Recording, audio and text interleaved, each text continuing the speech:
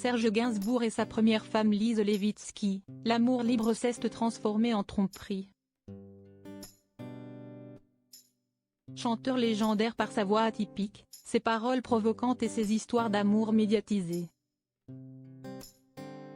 Serge Gainsbourg est le sujet du documentaire Gainsbourg, toute une vie ce jeudi sur France 3.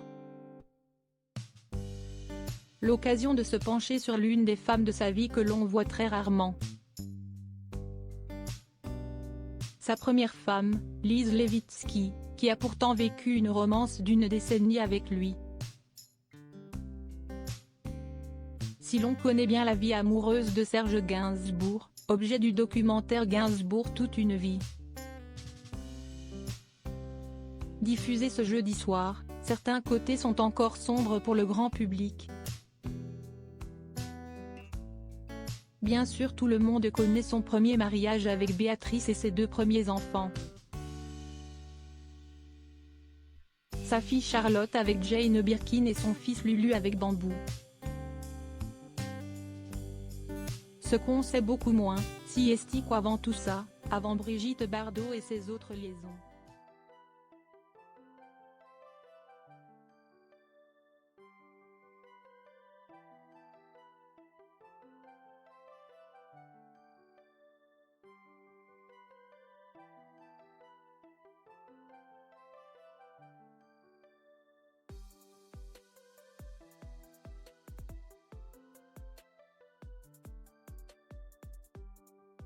De la religion.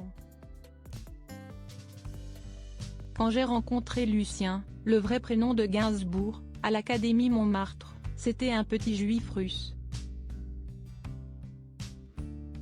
Moi aussi j'étais russe, mais d'une famille d'aristocrates épouvantablement antisémites. Son père a fait partie de la SS pendant la guerre, note de la rédaction. Notre amour a été une fête extraordinaire. Nos 2 familles ne s'aimaient pas, avait-elle confié à Ouest France. Un amour qui grandit, au départ à la manière de Sartre et Beauvoir mais qui est gâché par des relations adultères régulières. Il avait 21 ans et moi 23. Petit à petit, l'amour libre s'est transformé en tromperie. Lulu vivait des aventures de 24 heures et moi de longues histoires.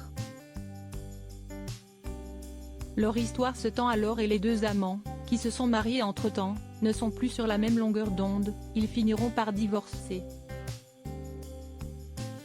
Leur mariage, qui a duré 6 ans, a fini par s'effriter, gâché par la jalousie et les nombreuses tromperies.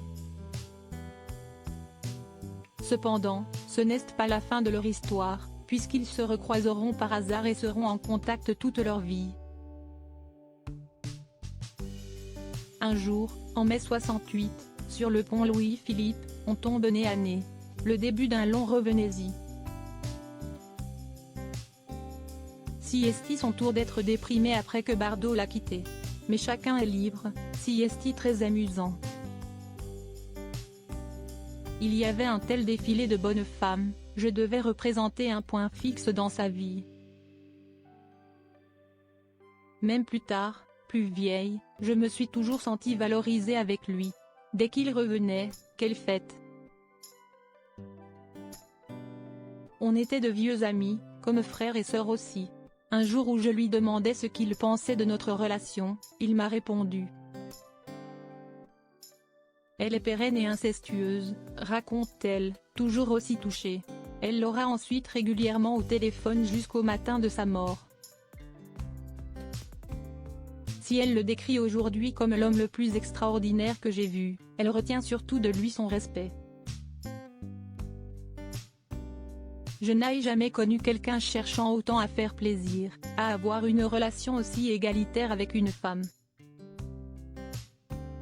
Aucun geste autoritaire, un mot de trop ou une grivoiserie. Lulu, si est-il le respect total, le contraire du misogyne.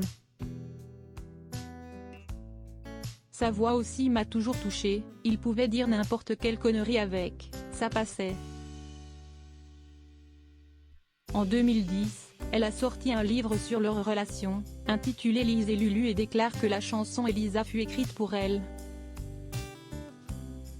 Une belle histoire, discrète aux yeux du public, qui restera dans son cœur toute sa